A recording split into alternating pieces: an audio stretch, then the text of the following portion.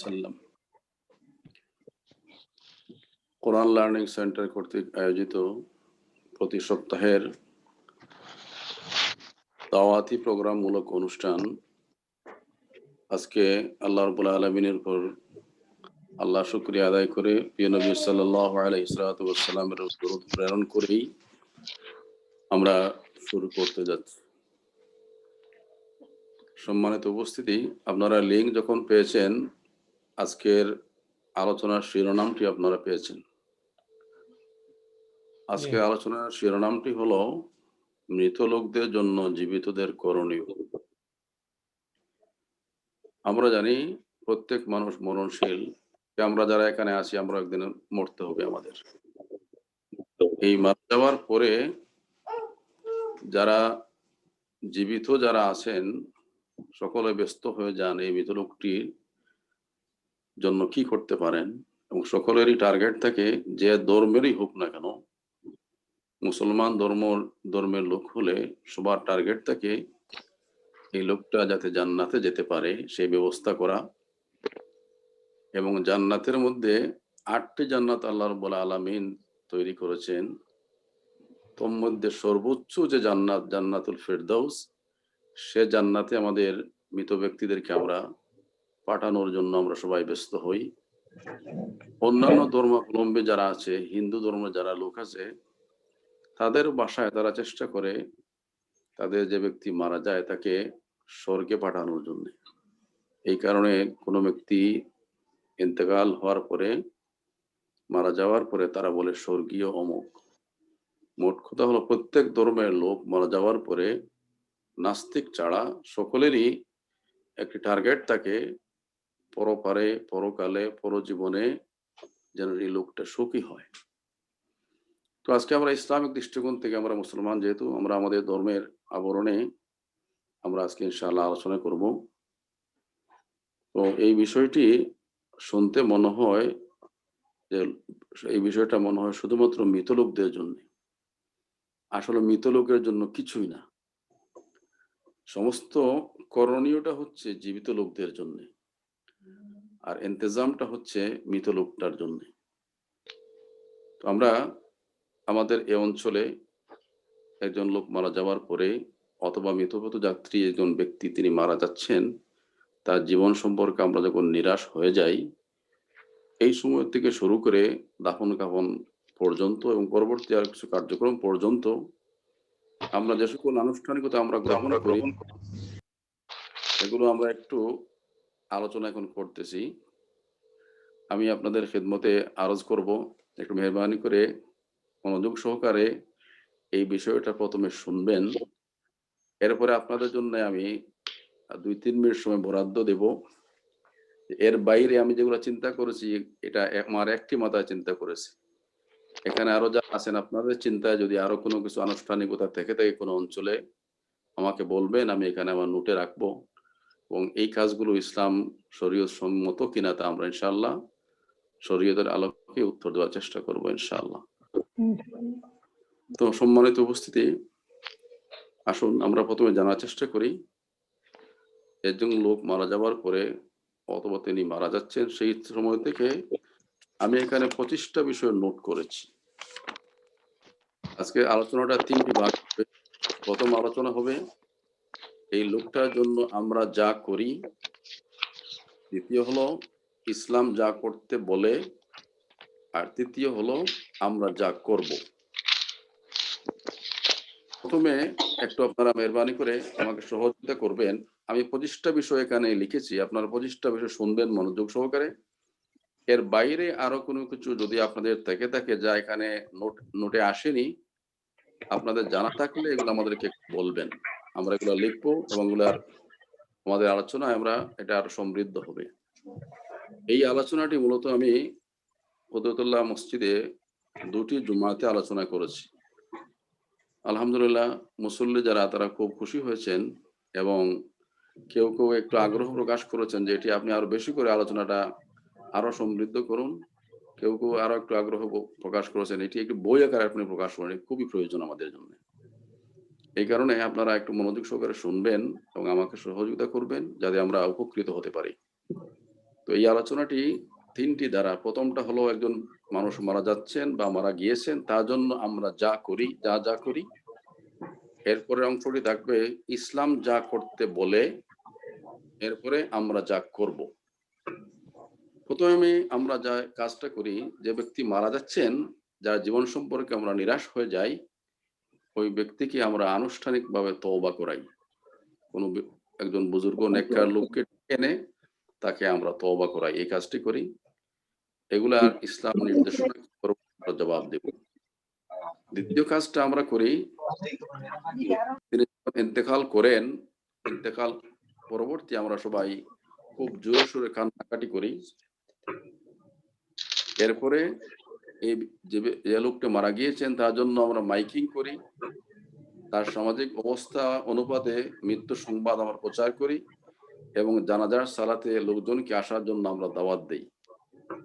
এরপরে ওই লোকটাকে আমরা গোসল করাই, কাফন পরাই, সুগন্ধি ইত্যাদি ব্যবহার করাই এবং এই লাশটিকে ঘিরে আমরা কোরআন তেলাওয়াত করি, বিভিন্ন দোয়া দরুদ করি। 5 নম্বর, মৃত ব্যক্তি যদি পুরুষ হয়ে থাকেন তাও তার স্ত্রীর নিকট থেকে যদি মুহরনা অনাদায়ী থেকে থাকে তাহলে এই মুহরনাকে মাফ করার জন্য আমরা চেষ্টা করি। 6 নম্বর, এই লোকটা যদি বিদেশে বা প্রবাসে ইন্তেকাল করেন তার লাশটা দেশে নিয়ে আসার আমরা চেষ্টা করি। 7 হলো, দেশে যদি তিনি ইন্তেকাল করেন এবং তার ওয়ারিসগণ পৃথিবীর বিভিন্ন প্রান্তে থেকে থাকেন তাহলে ওই লোকটাকে দাফন জানাজা শেষ করে ফ্রিজে আমরা রাখি, 2-4 দিন 5 দিন পরে তাকে আমরা দাফন করাই। এরপরে আমরা যখন লাশ বহন করে নিয়ে যাই আমাদের বাড়ি থেকে, তখন বিভিন্ন পদ্ধতি আমরা অবলম্বন করি। এরপরে মাঠে যখন লাশকে নিয়ে যাওয়া হয় তখন এই লাশকে সামনে রেখে ম্যারাথন বক্তব্য। এরপরে 10 নম্বর হলো, যারা উপস্থিত হন মুসল্লি যারা, সকলকে আমরা সিন্নি অথবা ডাল পাত খেয়ে যাওয়ার জন্য আমরা দাওয়াত দেই। 11 নম্বর, মৃত ব্যক্তির ওয়ারিসের পক্ষ থেকে তাকে মাফ করে দেওয়ার এবং কোনো ধরনের দেনা পাওনা থাকলে যোগাযোগ করে আমরা আকুতি জানাই। 12, লাশ দাফনের পর সম্মিলিত মোনাজাতের পর বিভিন্ন মসজিদের ইমামদের দিয়ে কবরের 4 কোণায় 4 কুল পড়ার ব্যবস্থা করি এবং পরবর্তীতে লাশকে কবরে ফেরেশতারা সওয়াল জবাব করবেন এই অজুহাতে খুব তাড়াহুড়ো করে কবরস্থান আমরা ত্যাগ করি। 13, অঞ্চল ভেদে কোনো জায়গায় জানাজা পরবর্তী দাফনের পূর্বে সম্মিলিত মোনাজাত করা হয়। 14, 7 দিন, 21 দিন ও 40 দিনে 40 কুলকানি, সিন্নি, জিয়াফতের ব্যবস্থা আমরা করি। 15 হলো, শিরনীতি অংশগ্রহণের জন্য মৃত ব্যক্তিদের নিকটজনদের নিকট থেকে তৌফিক অনুযায়ী টাকা পয়সা আমরা দান করি এবং কেউ দিতে না পারলে না দেওয়াকে আমরা লজ্জাবোধ মনে করি। 16, ওই মৃত ব্যক্তির জন্য আমরা মৃত্যুবার্ষিকী পালন করি। 17, মৃত ব্যক্তিকে স্মরণীয় বরণীয় করা রাখার জন্য বিভিন্ন কর্মসূচি আমরা পালন করি। 18, ওই ব্যক্তির কবরকে আমরা উঁচু করি, পাকা করি। 19, আমাদের বিবেচনায় মৃত ব্যক্তি যদি নেককার হয়ে থাকেন তাহলে তার কবরকে আমরা মাজার বানাই এবং সেখানে বার্ষিকী ইসালে সওয়াব, ওরস, ফাতিহা শরীফ পাঠের আমরা ব্যবস্থা করি। 20, বছরের নির্দিষ্ট দিনে জুমা, ঈদ, শবে বরাত ইত্যাদি আনুষ্ঠানিকভাবে কবর জিয়ারতের ব্যবস্থা করি। 21, 40 দিন পর্যন্ত কবর জিয়ারতের জন্য টাকার বিনিময়ে লোক নিয়োগ করি। 22, মাইয়েতের পক্ষ থেকে বদলি হজ, নামাজ, রোজা, অনাদায়ের কাফারা আদায়ের ব্যবস্থা করে থাকি।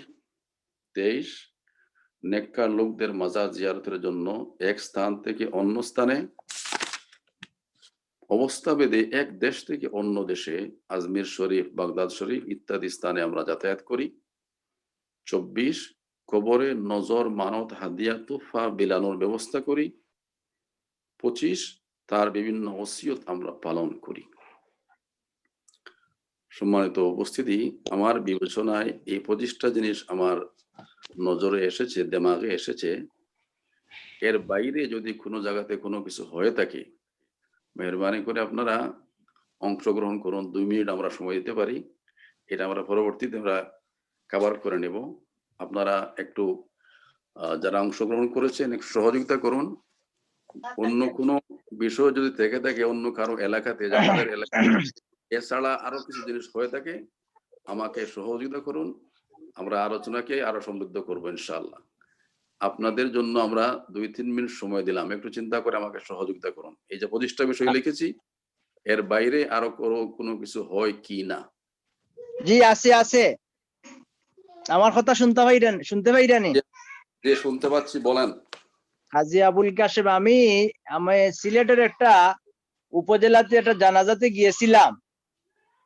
মানুষ যখন জানাজার লাইনে দাঁড়ানো ছিলেন, তখন কয়েকটা যুবক ছেলে তারা ওই গোলাপ জল মানে মুসল্লিদের যারা জানাজার নামাজ পড়তেছে পড়ার জন্য লাইনে দাঁড়ানো, তাদের উপর গোলাপ জল ছিটানো হয়েছে।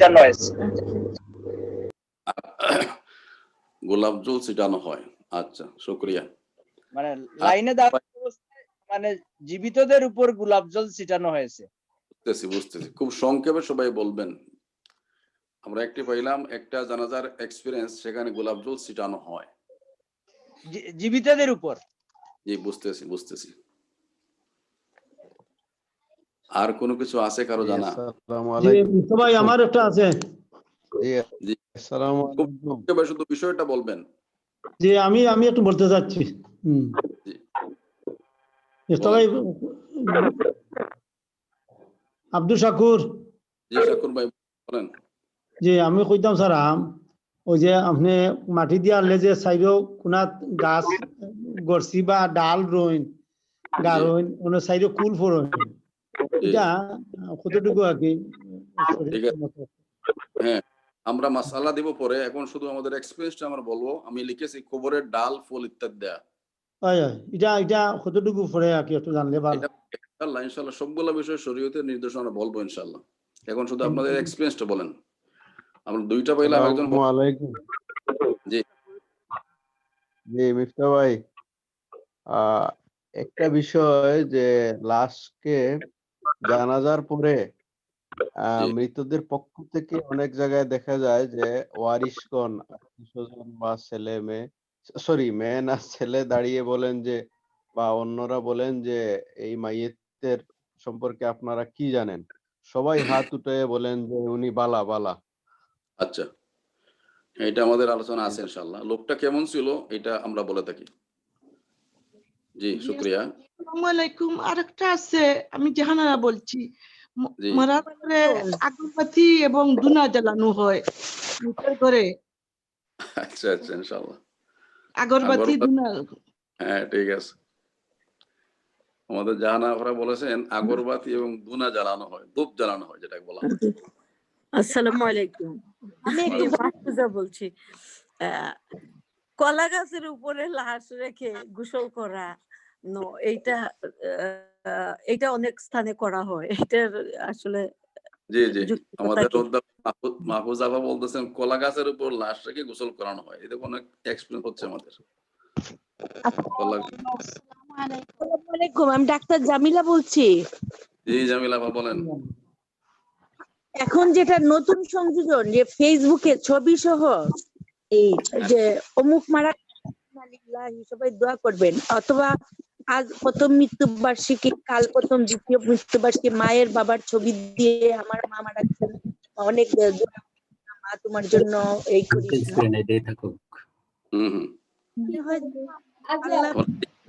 এটা ফেসবুকে পোস্ট দেয়া, এটা আমি লিখেছি। জি আসসালামু আলাইকুম। আমি একটা বলতে চাচ্ছিলাম, ওই যে মৃত ব্যক্তির বাসায় খাবার পাঠানো, যে আত্মীয় স্বজনরা যে খাবার পাঠায় মৃত ব্যক্তির বাসায়, এটা সম্বন্ধে। আসসালামু আলাইকুম, আমি আব্দুল মুহাইমিন। আসসালামু আলাইকুম, আমি বলতে চাচ্ছি যে মৃত ব্যক্তির কপালে গোসলের পরে কালি সুরমা দিয়ে আল্লাহুর লেখা হয়, এটা কি ঠিক? এটা আমার বিবেচনা আছে, এটা লিখা আছে ইনশাআল্লাহ, এটা জবাব দেব আমরা। জি, আর কিছু আছে? আসসালামু আলাইকুম মিতা ভাই, আমি professor doctor Abul Kalam Azad, Shahjalal university. আপনার সাথে মনে হয় আমার ফিজিক্যালি পরিচয় হয়েছিল মনে হয় একবার। দেখা হয়েছে কালাম ভাই, দেখা ভালো আছেন? আলহামদুলিল্লাহ, আলহামদুলিল্লাহ। তো এটা আর কি দেখা যায় আমাদের যখন মৃত মারা যান তারপরে 5 দিন 40 দিন পরে আর কি এরকম কিছু আর কি, যেমন একদম ফিক্স করে যে 5 দিন পরে মিলাদ পড়াইতে হবে, 40 দিন পরে মিলাদ পড়াইতে এটা হবে, জি স্যার, তারপরে এটা আমার খাওয়াইতে হবে, এবং এখানে অবজারভেশন। দেখা যাচ্ছে বিদ্যমান লোকদেরকে আসসালামু দেওয়া হয় আলাইকুম বাছাই করে স্যার, 40 আমি জন সাবিনা। এরকম। এই বিষয়ে একটু জি, বলবেন। এটা আমার নোটে আছে, ইনশাআল্লাহ এটা বলবো। আসসালামু আলাইকুম। জি, আমি আমিনা।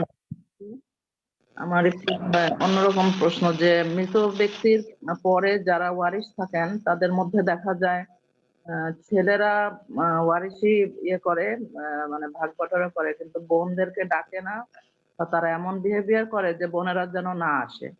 তো সেই ক্ষেত্রে বোনেরা কি করবে? আসলে আজকে প্রশ্ন উত্তরে যাচ্ছি না, আমরা আজকে শুধু যে লোকটা মারা গিয়েছে ওই লোকটাকে কেন্দ্র করে আমরা তাকে জান্নাতে নেওয়ার জন্য আমাদের সব ইন্তজাম থাকে।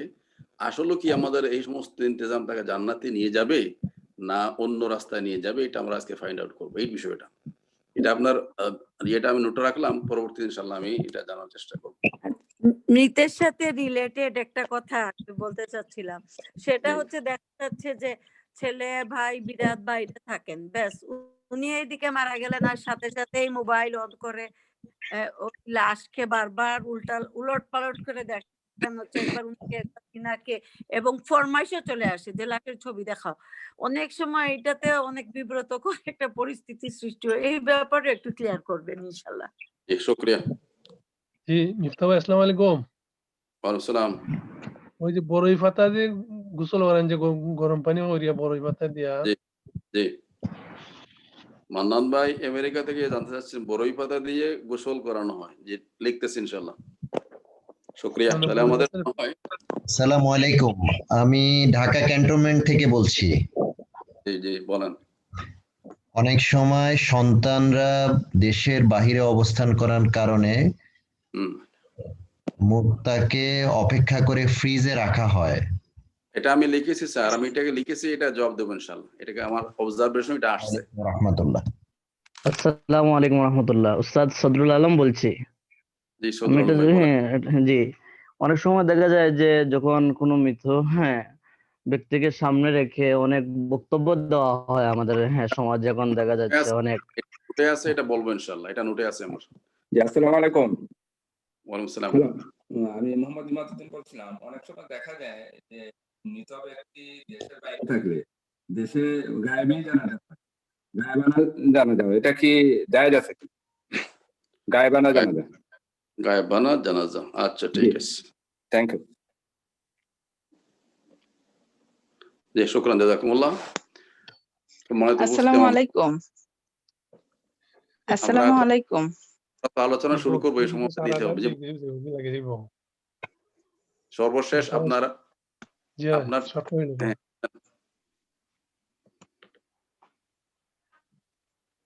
কে বলতে যাচ্ছেন, বলেন কি বলতে যাচ্ছেন? জি ওস্তাদ, আমি একটা কথা বলবো। অনেক সময় দেখা যায় কি, ওই লাশকে যেখানে রাখা হয় আর কি, ওই জায়গাটায় নাকি 7 দিন ধরে মানে আলো জ্বালায় রাখতে হয়, সন্ধ্যাবেলা করে ওই মোমবাতি জ্বালায় রাখে আর কি, এইভাবে 7 দিন পর্যন্ত রাখে। এটার ব্যাপারে একটু ক্লিয়ার করবেন। জি, শুকরিয়া, জাযাকুমুল্লাহ। আসসালামু আলাইকুম। আসসালামু আলাইকুম। ওয়ালাইকুম সালাম। জি উস্তাদ, বলছিলাম যে যে মানুষ মারা যাওয়ার পরে যে পাশে যে কোরআন তেলাওয়াত করা হয় সেটা কতটুকু আসলে ঠিক? হ্যাঁ, এটা লিখে আছে, এটা লিখে আছে, বলবো ইনশাআল্লাহ। শুকরিয়া। তো সম্মানিত উপস্থিতি, আমাদের সময় খুব দ্রুত চলে যাবে, আমাদের আলোচনাটা এখানে থেকে যাবে, যার কারণে আমরা আপনাদের কাছ থেকে মৌলিক বিষয়গুলো আমরা নিয়ে আসছি। আর এর বাইরে যদি কোনো কিছু থেকে থাকে তাহলে আমার আলোচনা শেষে মেহেরবানি করে আমার মোবাইল নাম্বার এখানে দেওয়া আছে, আমার মোবাইল নাম্বারটার মধ্যে আপনারা একটু ক্লিক করবেন, এবং এগুলো আমি ইনশাআল্লাহ পরবর্তীতে এই আলোচনাকে আরো সমৃদ্ধ করার জন্য আপনাদের অবজারভেশন, আপনাদের নোট, আপনাদের পরামর্শগুলো আমরা সন্নিবেশ করবো ইনশাআল্লাহ। আসুন আমরা আলোচনা শুরু করি। ওমা তৌফিক ইল্লা বিল্লাহ, আলাইহি তাওয়াক্কালতু ওয়া ইলাইহি উনীব। রব্বি ইশরাহ লি সাদরি ওয়া ইয়াসসির লি আমরি واحلل عقدة من لساني يفقهوا قولي رب زدني علما رب زدني علما رب زدني علما। সম্মানিত উপস্থিতি,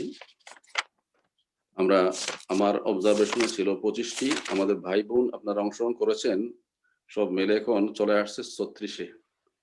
তো যদি আজকের এই সময় আমরা খাবার করতে না পারি, যারা হোস্ট যিনি আছেন এবং আয়োজক যারা আছেন, আপনারা এই বিষয়টা আমি অনুরোধ করব পরবর্তী সময়ে গুরুত্ব বিবেচনা করে বিষয়টাকে আপনারা একটা সময় দিবেন। আর যদি শেষ করতে পারি ইনশাআল্লাহ তাহলে তো চেষ্টা করব। শুরু করা যাক। আমাদের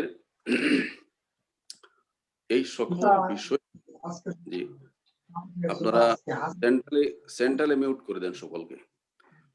এই সকল বিষয়ের মূলে টার্গেট থাকে যিনি ইন্তেকাল করেছেন তাকে তার কবরে সওয়াব পৌঁছানো এবং সওয়াব পৌঁছানোর মাধ্যমে তাকে জান্নাত পর্যন্ত পৌঁছে দেয়া, এটি সকলেই টার্গেট থাকে। কিন্তু আমরা দেখি নবী করিম সাল্লাল্লাহু আলাইহি ওয়াসাল্লাম বলেছেন, কুল্লু বিদআতিন দালালা ওয়া কুল্লু দালালাতিন ফিন-নার, কুল্লু মুহদাসিন বিদআ ওয়া কুল্লু বিদআতিন দালালা ওয়া কুল্লু দালালাতিন ফিন-নার। প্রত্যেক নতুনত্ব জিনিস যেগুলো সওয়াবের নামে পুণ্যের কাজ মনে করে ইসলামে ঢুকানো হয়, যেগুলো নবী করিম সাল্লাল্লাহু আলাইহি ওয়াসাল্লাম থেকে কোনো এগুলোর সুবুত নেই, সাহাবায়ে কেরাম এগুলোকে করেননি, এই সকল বিষয় সওয়াবের নিয়তে হলো এগুলো বিদআত, এবং প্রত্যেক বিদআত হলো গুমরাহি, এবং এই সকল গুমরাহি মানুষকে জাহান্নামে নিয়ে যায়। আমরা যখন এই সমস্ত কাজ করি তাকে জান্নাতে পৌঁছানোর জন্য, আর নবীজি বলেছেন নতুন কোনো জিনিস করলে যেগুলোর প্রমাণ সুন্নাতের মধ্যে নয়, শরীয়তের মধ্যে নেই, দলিল নেই, এই কাজগুলো যদি আমরা সওয়াবের নিয়তে করে থাকি তাহলে পরিবর্তে ওই ব্যক্তিকে জাহান্নামে নিয়ে যাবে। তাহলে আসুন আমরা একটু শুরু করি। মৃত্যু সম্পর্কে কোরআন কারীমের প্রথম কথা হলো কুল্লু নাফসিন যায়িকাতুল মাউত সুম্মা ইলাইনা তুরজাউন। প্রত্যেক প্রাণ শক্তি যার ভিতরে আছে, প্রাণ সত্তা যার ভিতরে আছে, তাকে মরতে হবে। যে প্রাণীর হোক, যে শ্রেণীর হোক, তাকে মরতে হবে। সুতরাং আমরাও সেই মৃত লোকদের খাতারে আমাদের নাম, সেখানে আমরা আমাদের নাম প্রত্যেক। দ্বিতীয় হলো এই মৃত্যু যে বিষয়টি, এটি আল্লাহ রাব্বুল আলামিন কেন দিয়েছেন? আল্লাযী খালাকাল মাউতা ওয়াল হায়াতা লিয়াবলুয়াকুম আইয়ুকুম আহসানু আমালা। আল্লাহ রাব্বুল আলামিন মওত এবং হায়াত সৃষ্টি করেছেন যাতে পরীক্ষা করে নিতে পারেন তোমাদের মধ্যে কে ভালো আমল করতে পারে। এই মৃত্যু, হায়াত এবং মওত, এই দুইটা বিষয় আল্লাহ সৃষ্টি করেছেন মানুষের আমল পরীক্ষা করার জন্য। তৃতীয়টা হলো আমরা আমাদের সেন্সে সাধারণত মনে করি আমরা যে আগে হায়াত পরে মৃত্যু পরে মওত, আর কোরআনের বক্তব্য হলো আল্লাযী খালাকাল মাউতা ওয়াল হায়াতা, আগে মওত, আগে মৃত্যু, এরপরে জীবিত। চতুর্থ হলো প্রত্যেক মানুষ মরণের সময় একটি আবহ সৃষ্টি হয়। মৃত ব্যক্তি ছাড়া, যিনি মারা যাচ্ছেন সেই ব্যক্তি ছাড়া এই অনুভূতি আর কেউ প্রকাশ করতে পারে না। কোরআনিক ভাষায় এটাকে সাকারাতুল মাউত বলা হয়। সূরা কাফে এসেছে ওয়াজাআত সাকরাতুল মাউত বিল হক যালিকা মা কুনতা মিনহু তাহিদ। আমরা যে ব্যক্তি মারা যান বা মারা যাবেন, ওই ব্যক্তি নেককার হলে তাদের কাছে এক ধরনের ফেরেশতারা আসেন। তিনি যদি খারাপ লোক হয়ে থাকেন তার কাছে অন্য নেচারের ফেরেশতারা আসেন। একই ফেরেশতা মালাকুল মউত বলা হয়েছে। শুধু আজরাইল তিনি সকলের জান নেন এমন না, এটি একটি ডিপার্টমেন্ট। ওই ডিপার্টমেন্টের মধ্যে আল্লাহ প্রদত্ত অসংখ্য মালাকুল মউতের এই ডিপার্টমেন্টে ফেরেশতারা আসেন। এই লোকটা যদি ভালো হয়ে থাকে, সূরা নহল 27 থেকে 32 14 নম্বর পারা আপনারা পড়বেন। সূরা নহল 14 নম্বর পারা 27 থেকে 32 এই আয়াতগুলো পড়বেন। আল্লাহ তাআলা বলেছেন আল্লাযীনা তাতাওয়াফাহুমুল মালাইকাতু যালিমি আনফুসিহিম। একজন লোক সারাটা জনম সে নিজের উপর জুলুম করে করে মৃত্যু পর্যন্ত পৌঁছেছে, সে তওবার সুযোগ পায়নি।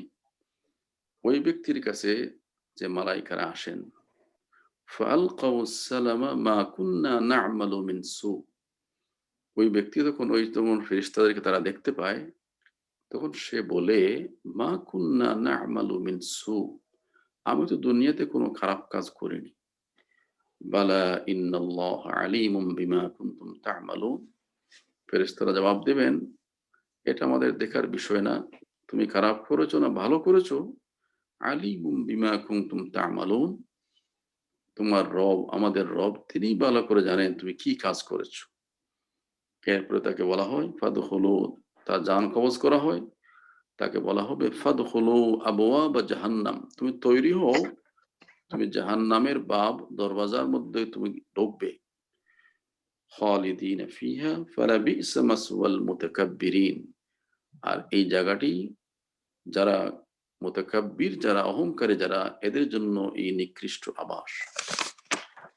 পক্ষান্তরে এই লোকটা যদি নেককার হয়ে থাকে, তার কাছে এরা আসেন না, অন্য এক ধরনের ফেরেশতারা আসেন। আল্লাযীনা তাতাওয়াফাহুমুল মালাইকাতু তাইয়্যিবিন, তারা এসে তাকে অভয় দেন। ইয়াকুলুন সালামুন আলাইকুম, তার ঘরে তারা প্রবেশের আগেই এই ঘরের বাসিন্দা, বিশেষ করে যে ব্যক্তি মারা যাচ্ছে তাকে তারা সালাম দেন। তাদের পক্ষ থেকে এই ব্যক্তি যখন সালাম পায় তখন সে আশ্বস্ত হয় যে আল্লাহ রাব্বুল আলামিন আমাকে উত্তম জায়গা নেওয়ার জন্য তাদেরকে পাঠিয়েছেন। তারা ওই ঘরে ঢুকেই তারা সেলুট করেন, বলেন হে আল্লাহর বান্দা, তোমার জীবন সার্থক হয়েছে, হে আল্লাহর বান্দি, তোমার জীবন সার্থক হয়েছে, তোমার সার্থক জনম সার্থক মরণ, তোমাকে নেওয়ার জন্য আমরা এসেছি। ইয়াকুলুনা সালামুন আলাইকুম উদখুলুল জান্নাহ, তুমি ভয় পেও না, তোমাকে আমরা গ্রহণ করার সাথে সাথেই তুমি জান্নাতে যাওয়ার জন্য তোমাকে আমরা জান্নাত পর্যন্ত পৌঁছে দেব। বিমা কুনতুম তা'মালুন। তো এই মৃত্যু সম্পর্কে এই কয়েকটি কথা আমরা জানলাম। প্রথম জানলাম প্রত্যেকে মরণশীল, মরতে হবে। দ্বিতীয় জানলাম মরণ আল্লাহ দিয়েছেন মানুষের আমল পরীক্ষা করার জন্য। তৃতীয় জানলাম মরার সময় একটি কষ্ট আছে যেটাকে সাকারাতুল মউত বলা হয়, এটা হক, এটা হবেই। এরপরে আমরা জানলাম প্রত্যেক মানুষের কাছে একই নেচারের ফেরেশতারা আসেন না। আমল ভালো হলে ভালো ফেরেশতারা আসেন, তাকে সালাম দেন, তাকে সম্বোধন করেন, তাকে অভয় দেন। লোকরা খারাপ হলে তাকে জাহান্নাম পর্যন্ত, সেই দ্বার পর্যন্ত তারা তাকে দেখান। এরপরে আমরা যারা দুনিয়াতে আমরা আছি আর যার জীবন সম্পর্কে আমরা নিরাশ হয়ে যাই, লোকটাকে বাঁচানো যাবে না। এই লোকটার জন্য আমরা প্রথমে যে কাজটা করি, আনুষ্ঠানিক তওবার ব্যবস্থা করি। আমরা সবাই ব্যস্ত হয়ে যাই, মসজিদের ইমাম সাহেবকে ডাকো, বড় একজন পীর সাহেবকে ডাকো, নেককার কোনো বুজুর্গ ব্যক্তিকে ডাকো এবং তাকে তওবা করাও। এই কাজটি আমরা করব কি করব না? কোরআন কারীমে সূরাতুন নিসা আপনারা পড়বেন, আল্লাহ তাআলা বলেছেন ওয়ালাইসাতিত তাওবা লিল্লাযীনা ইয়া'মালুনা আস-সাইয়্যাত, এটি আল্লাহর নিকট গ্রহণযোগ্য কোনো তওবা নয়। হাত্তা ইযা হাদারা আহাদাহুমুল মাউত, যখন কোনো মানুষের মওতের সময় এসে হাজির হয়ে যায়, তুবতুল আন, সে মনে করে বলে আমি এখন তওবা করব, ওয়ালাল্লাযীনা ইয়ামুতুনা ওয়া হুম কুফফার, তাহলে এই ধরনের কোন তওবা আল্লাহ রাব্বুল আলামিন এলাও করেন না। এই ধরনের কোন অনুষ্ঠানের কোন তওবা আল্লাহ কবুল করবেন না। কোন তওবা আল্লাহ কবুল করবেন? আল্লাহ কবুল করবেন ওমান ইয়ামাল সুআন আও ইয়াজলিম নাফসা, যখনই কোনো ব্যক্তি অন্যায় কোনো কাজ করে ফেলে, আল্লাহর নির্দেশের বাইরে কোনো কাজ হয়ে থাকে, অথবা নিজের নফসের উপর কোনো জুলুম করে থাকে, যে কোনো সময় করতে পারে, হয়ে যেতে পারে পদস্খলন। ওমান ইয়ামাল সুআন আও ইয়াজলিম নাফসা সুম্মা ইয়াজিদিল্লাহ ইস্তাগফিরিল্লাহ ইয়াজিদিল্লাহ গফুরার রহিমা, তৎক্ষণাৎ সে তওবা করবে, দেরি করবে না, মওত পর্যন্ত ইন্তজার করবে না। আর এমত অবস্থা যদি কোন মানুষ তওবা করে, তাহলে সুম্মা ইয়াজিদিল্লাহ ইস্তাগফিরিল্লাহ ইয়াজিদিল্লাহ গফুরার রহিমা, তখন সে আল্লাহকে পাবে গফুর রাহিম হিসাবে, আল্লাহ তাকে মাফ করে দেবেন। প্রথম পয়েন্টের জবাব হলো আমরা তওবা এবং গুনাহ এটা মৌত পর্যন্ত গুনাহ করব না, এবং মৌত পর্যন্ত আমরা তওবার আমরা ইন্তজার করব না। যখনই আমাদের নজরে বিষয়টা আসবে যে এই কাজ তো আল্লাহ করার জন্য বলেননি আমাকে, আমি নিজের উপর জুলুম করেছি, তৎক্ষণাৎ তওবাতে বসতে হবে। এই তওবাতে বসার জন্য ওযু লাগবে না, গোসল লাগবে না, ভালো কাপড় পরা লাগবে না, কোনো সময় লাগবে না, জায়নামাজ লাগবে না। একবারে যে কোনো সময় যে কোনো হালতে আপনি তওবা করবেন। তওবা হলো অন্তরে ওই বিষয়ের প্রতি ঘৃণা পোষণ করা, যা হয়ে গিয়েছে, আল্লাহর প্রতি অনুতপ্ত হওয়া, ভবিষ্যতে এই কাজ আর করব না মর্মে সিদ্ধান্ত গ্রহণ করা, এটার নাম হলো তওবা।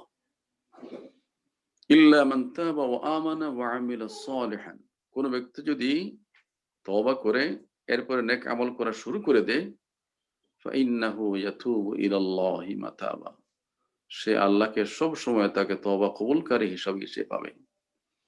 এরপরে সূরা ফুরকান আল্লাহ বলেছেন যে এই ব্যক্তি সে তওবা করার সাথে সাথে ইউবাদদিলুল্লাহু সাইয়্যাতিহিম হাসানাত, অসংখ্য গুনাহ করেছে এরপরে সে রিটার্ন হয়েছে, সে ইউটার্ন করেছে, এমত অবস্থায় আল্লাহ রাব্বুল আলামিন তার সকল গুনাহ তো মাফ করে দেবেন। সে যে সমস্ত ছোটখাটো গুনাহ করেছিল এই গুনাহকে আল্লাহ রাব্বুল আলামিন ডিলিট করবেন এবং তার সংখ্যাটা কাউন্ট করে গণনা করে আল্লাহ রাব্বুল আলামিন তাকে নেকির মধ্যে শামিল করে দিবেন। সে করেছিল 3 লক্ষ গুনাহ, সে তওবা করার কারণে এবং কবিরা গুনাহ থেকে সে রিটার্ন হওয়ার কারণে এই 3 লক্ষ, মনে করেন 3 লক্ষ সে সগীরা গুনাহ করেছিল, এগুলো আল্লাহ রাব্বুল আলামিন পরিবর্তন করে তাকে হাসানাতের মধ্যে লিখে দেবেন। এই হলো আমরা তওবা করার জন্য কোনো নির্দিষ্ট সময় অপেক্ষা করব না, মওত পর্যন্ত অপেক্ষা করব না, সব সময় আমরা তওবার মধ্যে থাকবো। নবী করিম সাল্লাল্লাহু আলাইহি ওয়াসাল্লাম তিনি মাসুম ছিলেন, সকল গুনাহের ঊর্ধ্বে তিনি ছিলেন। এরপরে তিনি বলেছেন আমি দৈনিক 100 বার তওবা করি। সাহাবায়ে কেরাম জিজ্ঞেস করেন, ইয়া রাসূলুল্লাহ সাল্লাম, আপনার তো আগের পরে সকল গুনাহ আল্লাহ মাফ করে, আপনি গুনাহের দ্বারে কাছে না, আপনি কেন তওবা করবেন? নবীজি জবাব দিলেন, আমি কি আল্লাহ শুকরগুজার বান্দাদের মধ্যে শামিল হব না? আমাকে যে আল্লাহ এই মাসুম করেছেন এটা শুকরগুজার করি, আমি দৈনিক 100 বার তওবা করি। আমরা একটা সময় বেশি নিলাম, এই কারণে আমরা ভুলের ঊর্ধ্বে, গুনাহের ঊর্ধ্বে আমরা কেউ না। হাঁটতে বসতে সকল সময় আমাদের দ্বারা গুনাহ হয়ে থাকে, কবিরা গুনাহ হয়ে থাকে, সগীরা গুনাহ হয়ে থাকে, হাতের গুনাহ হয়ে থাকে, জবানের গুনাহ হয়ে থাকে। এই সমস্ত গুনাহ থেকে বাঁচার জন্য আমরা মওত পর্যন্ত ইন্তজার করব না, আমিও করব না, আমার পরিবারের কোনো সদস্যকেও আমি সেই পর্যন্ত ইন্তজার করতে দেব না। সকলকেই, পরিবারের সকল সদস্যকেই তওবার জন্য আমরা তালকিন করব, তওবার জন্য আমরা সকলকে আমরা উৎসাহ প্রদান করব এবং চেষ্টা করব আমি যাতে নবীজির সেই হাদিস অনুযায়ী শুধু উচ্চারণের তওবা নয়, মনের দিক থেকে মনের সমস্ত আবেগ অনুভূতিকে উজাড় করে দিয়েই আমি নিজেকে আল্লাহর কাছে সুপর্দ করব। আল্লাহ রাব্বুল আলামিনকে আমরা ইয়াতুবু ইলাল্লাহি মাতাবা হিসেবে আমরা তাকে পাবো। দ্বিতীয় হচ্ছে আমরা কোন মানুষ ইন্তেকাল হওয়ার পরে মৃত্যু সংবাদ শোনার সাথে সাথে আমরা ইন্না লিল্লাহি ওয়া ইন্না ইলাইহি রাজিউন বলবো। আর নবীজি একটি হাদিস বলেছেন, এটা আমাদের অনেকেরই জানা আছে, আর কারো কাছে একটু লম্বা মনে হতে পারে, আমি শুধু উচ্চারণটা করে ফেলি। যদি কারো জানা থাকে এগুলা মুখস্থ করবেন, জানা না থাকলে মুখস্থ করে নেওয়াটা ভালো। একটা দোয়া নবীজি শিখিয়েছেন, দোয়াটা হলো আল্লাহুম্মা গফির লাহু ওয়ারহামহু ওয়াআফিহি ওয়া'ফু আনহু। আল্লাহ এই ব্যক্তিকে তুমি মাফ করে দাও, তার প্রতি তুমি রহম করো, ওয়া আকরিম নুজুলাহু ওয়াসসি' মাদখালাহু। আল্লাহু আকবার, একটা শব্দ এত সুন্দর, এত ওজনওয়ালা। ওয়া আগসিলহু বিল মাই ওয়াস সালজি ওয়াল বারাদ। আল্লাহু আকবার। ওয়া নাক্কিহু মিনাল খাতায়া কামা নাক্কাইতা আস-সাওবুল আবয়াদু মিনাদ দানাস। এই ব্যক্তির পক্ষে আমি বলতেছি, আল্লাহ সাদা একটা কাপড়ের উপর কোনো ময়লা যখন পড়ে, এই ময়লাটা পরিষ্কার হওয়ার পরে এই সাদা কাপড়টা যেমন ধবধবে হয়ে যায়, এই লোকটা যে সমস্ত অন্যায় করেছে, পাপের কাজ করেছে, গুনাহের কাজ করেছে তাকে তুমি মাফ করে এভাবে সাদা কাপড়ের মতো তাকে তুমি করে দাও। এই লোকটা মারা গিয়েছে, এখানে একটা গড় সে রেখে গিয়েছিল, অনেক সুন্দর করে একটা গড় সে সাজিয়েছিল। আল্লাহ তাকে তুমি এই গড়ের চেয়ে, এই পরিবারের চেয়ে উত্তম গড় তাকে তুমি দান করিও। ও আহলান খায়রাম মিন আহলিহি, এই লোকটা তার ছেলে মেয়ে বউ বাচ্চা সব রেখে গেছে, তার চেয়ে উত্তম আহাল তুমি তাকে দান করো। ও যাওজান খায়রাম মিন যাওজিহি, সে একটা জোড়া রেখে ছিল, সেই জোড়াটা তুমি ভেঙে দিয়েছো, আল্লাহ তুমি তাকে জান্নাতের একটা জোড়া তুমি তাকে সেখানে মিলাই দিও। ওয়াদখিলহুল জান্নাহ, আল্লাহ তুমি তাকে জান্নাতে প্রবেশ করাও। ও আইদহু মিন আযাবিল কবর, এবং একটু পরেই তাকে আমরা সমাহিত করব, সেই কবরে তুমি তাকে সাহায্য করো। ও মিন আযাবিন নার, আর তাকে জাহান্নামের সেই আযাব থেকে তুমি রক্ষা করো। তাদের সুযোগ হয়ে দোয়াটি আপনারা মুখস্থ করবেন, যে ব্যক্তির মৃত্যু সংবাদ শুনবেন তার জন্য দোয়াটি করবেন। জানাজায় আমরা যারা শরীক হব, জানাজার একটি তাকবীর করে এই দোয়াটি পড়ার জন্য সুবুত আছে, আমরা পড়ার চেষ্টা করব। এরপরে বিলাপ করে আমরা কাঁদি। যে কোনো মানুষের মনে দাগ কাটে, প্রচন্ড কষ্ট হয়। নিকটাত্মীয় যার সাথে আমার সম্পর্ক, রক্তের সম্পর্ক ছিল, আমার হার্টের সম্পর্ক ছিল, সে চলে গেছে, আমরা কাঁদি। এই কাঁদাটা তার জন্য কল্যাণকর নয়। নবীজি নিষেধ করেছেন এই ব্যক্তিকে শাস্তি দেওয়া হয় এই মর্মে, এদেরকে তুমি কেন এই কাজটি, এই ওসিয়তটি করে আসনি যে আমার ইন্তেকালের পরে তোমরা বিলাপ করে কাঁদবে না। ইসলাম সমর্থন করেছে তোমার কল্প থেকে যে পানি বের হয় তা চোখ পর্যন্ত গড়াবে, চোখ থেকে বের হয়ে গাল পর্যন্ত গড়াবে, কোনো অসুবিধা নেই। কিন্তু এই মৃত ব্যক্তিকে কেন্দ্র করে মুখে খামসানো, চুল ছিঁড়া, মাটিতে বিলাপ করে পড়া, গোড়াগড়ি করা, অনেক কিছু আমরা সমাজে দেখি। এগুলো সকলেই হারাম এবং মৃত ব্যক্তির জন্য কষ্ট হয়, তাকে আযাব দেওয়া হয়। নবীজি বলেছেন এমত অবস্থায় তোমরা ছোট্ট একটি লাইন, আল্লাহুম্মা আজিরনি ফি মুসিবাতি, আজিরনি ফি মুসিবাতি ওয়াখলুফ লি খায়রাম মিনহা, আল্লাহ তুমি আমাকে বিপদ থেকে রক্ষা করো। এই লোকটাকে হারিয়ে আমি শূন্যতা ভুগতেছি, বিপদে পড়ে গিয়েছি, আল্লাহ আমাকে তুমি বিপদ থেকে উদ্ধার করো। এবং ওয়াখলুফ লি খায়রাম মিনহা, এবং এই বিপদের স্থলে এর চেয়ে উত্তম, এর চেয়ে কল্যাণকর জিনিস তুমি আমাকে দান করি। বাস এই পর্যন্ত। কোন বিলাপ করে কাঁদাকাটা করা হারাম, এগুলা করব না। 3 নম্বরে আমরা বলেছিলাম আমরা প্রচারণা চালাই, মাইকিং করি, সামাজিক যোগাযোগের মাধ্যমে সকলকে জানান দেই। সামাজিক অবস্থান থেকে লোকটা যদি খুব পরিচিত হয়ে থাকে, সামাজিক অবস্থান মজবুত হয়ে থাকে, সারা শহর জুড়ে আমরা মাইকিং করি। এগুলা শরীয়তি কোনো ভিত্তি নেই, প্রয়োজন নেই। তার নিকটাত্মীয় যারা আছে এদেরকে বললেই হলো, কিন্তু এটাকে আমরা তাকে তার শান মানের সাথে সম্পর্কিত বিদায় আমরা এগুলা করি। শরীয়তে এগুলোর কোনো উসুল আমরা খুঁজে পাইনি। কেউ করলে এজন্য তাকে শাস্তি দেওয়া হবে না, না করাটাই ভালো। এরপরে গোসল, কাফন, সুগন্ধি ইত্যাদি আমরা ব্যবহার করি। গোসল তাকে করাতে হবে, ওয়াজিব। এই গোসলের সময় আমি একটা জায়গাতে এটা দেখেছি, আর কোনো জায়গাতে আমি দেখিনি। একজন ব্যক্তি গোসল করানো হচ্ছে, তো তার নিকটাত্মীয় সকলকে ডাকা হচ্ছে যে তুমি আসো, তার বুকের মধ্যে একটু পানি ডালো, তুমি আসো, তার বুকের মধ্যে একটু পানি ডালো। এরকম দেখেছি আমি। এগুলা কুসংস্কার, এগুলো বেদা, এগুলা করবেন না। যারা গোসল দিতে জানে, এরকম 2-4 জন ব্যক্তি যারা অভ্যস্ত, তাদেরকে দিয়ে গোসল করাবেন। এটার সাথে আমরা বলে ফেলি বড়ই পাতার জন্য বলা হয়েছে, হাদিসে এটাকে এলাও করা হয়েছে, বড়ই পাতা দেওয়া যায়, এগুলো দিবেন। না দিলে কোনো গুনাহ হবে না। অম্লি গরম পানি, কুসুম গরম পানি, বড়ই পাতা, এগুলা সুন্নাহ, এগুলা করবেন, কোনো সমস্যা নাই। কাফন তো বাজারে আছে আলহামদুলিল্লাহ। তো এরপরেও মৃত ব্যক্তি তিনি খুব পয়সার মালিক ছিলেন, তাকে খুব ভালো দামে কাফন পরাতে হবে। লোকটা একেবারে গরিব, 200-250 টাকার কাফন দিয়ে বিদায় দিতে হবে, এরকম না। মধ্যম মানের কাফন দিয়ে তাকে বিদায় করতে হবে। আমরা একটু পরে বলবো ইনশাআল্লাহ। যারা কাফন নিয়ে, আমরা তো সবাই কাফন নিয়ে কবরে যাবো ইনশাআল্লাহ। সেই কাফন কবরে জান্নাতি হলে এই কাফনটা ফেরেশতারা খুলে ফেলবেন। ওয়ালবিসুহু ফিল জান্নাহ ওয়া আফরিশুহু ফিল জান্নাহ, জান্নাতের লেবাস নিয়ে আসবেন, বলবেন এই পচা কাপড়টা দুনিয়াতে নিয়ে আসছো, এটা ছেড়ে দাও, ফেলে দাও, তোমাকে আমরা জান্নাতের লেবাস নিয়ে আসছি, বলবেন ইনশাআল্লাহ। এগুলো করা যায় গোসলের সময়। এটা আমি বললাম, এই কিছু ধরনের কোনো কাজ করার প্রয়োজন নেই, এটা মনে রাখতে হবে। এরপরে মৃত ব্যক্তি যদি পুরুষ হয়ে থাকেন, তাহলে আমরা দেখেছি কোনো কোনো জায়গায় স্ত্রীকে মোহরানা আদায় করা হয়নি জীবিত অবস্থায়, তো বলা হয় তাকে তো আমরা একটু দাফন করাবো, তাহলে পরের একজন আহ তার হক নিয়ে মারা যাবেন, হয় না, ভাবি কোথায়, শাশি কোথায়, মা কোথায়, তুমি কি তার মোহরানার সেই দাবিটা তুমি ছেড়েছো? তো ওই ব্যক্তি তো তার মন তখন নরম থাকে, বলে হ্যাঁ আমি ছেড়ে দিয়েছি। ইন্নালিল্লাহ ইন্নালিল্লাহ। পুরুষ ভাইরা যারা এখানে আছেন, মেহরবানি করে আমল করবেন।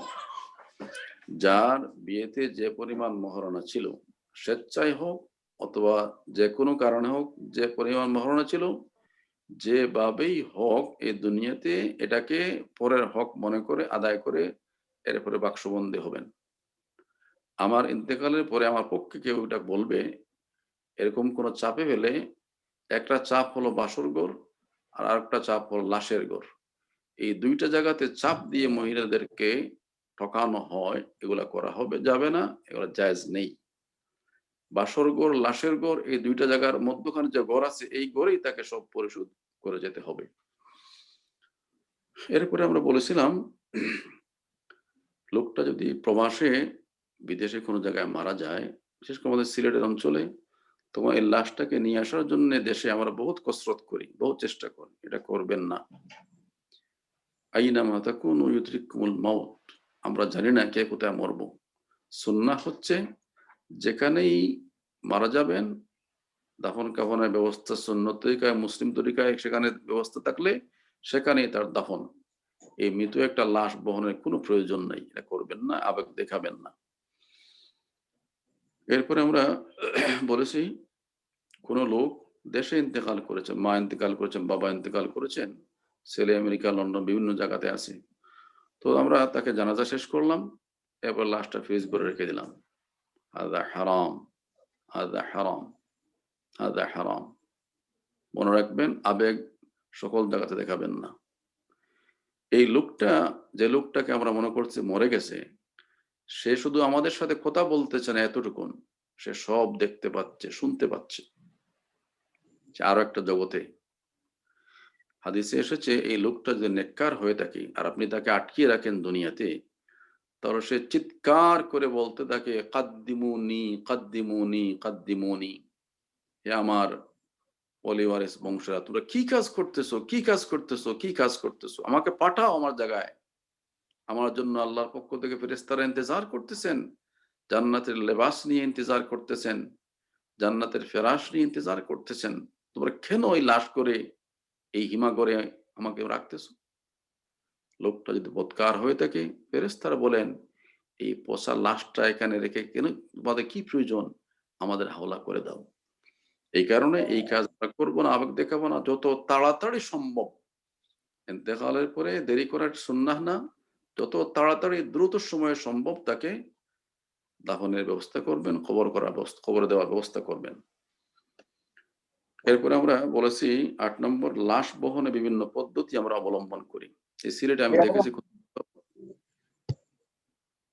যে লাশটাকে খাটিয়ার মধ্যে খাদে নিয়ে একটু 20 কদম 40 কদম যাওয়ার পরে পাশ পরিবর্তন করা হয়। এটা সুন্নত তরিকা না, এটা বেদা, এটা করবেন না, এগুলো কোনো উসুল সুবুত হাদিসে নেই। এরপরে আমাদের সিলেটে এখন এটা খুব হু হু করে বাড়তেছে। যারা শুনতেছেন মেহেরবানি করে ভালো করে শুনুন এবং আমল করুন। প্রয়োজনে আপনার আমার ওয়ারিসদেরকে নসিহা করুন, এদেরকে ওসিয়ত করুন। এই বিষয়টা হলো, লাশকে সামনে নিয়ে ম্যারাথন বক্তব্য। এখন বক্তব্য দিবেন অমুক দলের তমুক দলের তমুক, বক্তব্য দিবেন বিশিষ্ট ব্যবসায়ী অমুক, বক্তব্য দিবেন বিশিষ্ট রাজনীতিবিদ তমুক, বক্তব্য দিবেন বিশিষ্ট শিক্ষাবিদ অমুক। আস্তাগফিরুল্লাহ আল আলিয়্যিল আযীম, আস্তাগফিরুল্লাহ, আস্তাগফিরুল্লাহ। হাদা বিদআহ, হাদা বিদআহ। আপনারা অনেকেই আলহামদুলিল্লাহ হজে গিয়েছেন, উমরাতে গিয়েছেন। মক্কাতুল মুকাররমা, বায়তুল্লাহ হারামে এমন কোন ওয়াক্তের নামাজের কোন ওয়াক্ত নেই যেখানে সালাম ফেরানোর পরেই জানাজার এলান দেওয়া হয় না। আপনারা সাক্ষী দিবেন, প্রত্যেক সালাতের পরে এখানে জানাজা, এবং একজনের না একাধিক লাশের জানাজা হয়। আমরা তো দেখি নাই সেখানে অমুক বক্তব্য দিবেন, তমুক বক্তব্য দিবেন, তমুক বক্তব্য দিবেন। এটা করবেন না, এটা বেদাত শুরু হয়েছে, খুব ভালো করে শুরু হয়েছে। এটাকে গলা চিপে ধরুন, লাশকে সামনে নিয়ে লাশের একটাই কাজ, তার জানাজা করবেন, আল্লাহর হাওলা করবেন। এটা জনসভা নয়, মনে রাখতে হবে, এটা জনসভা নয়। এই জনসভা, আজকে জানাজাকে জনসভায় রূপান্তর করা হচ্ছে, এটা করবেন না।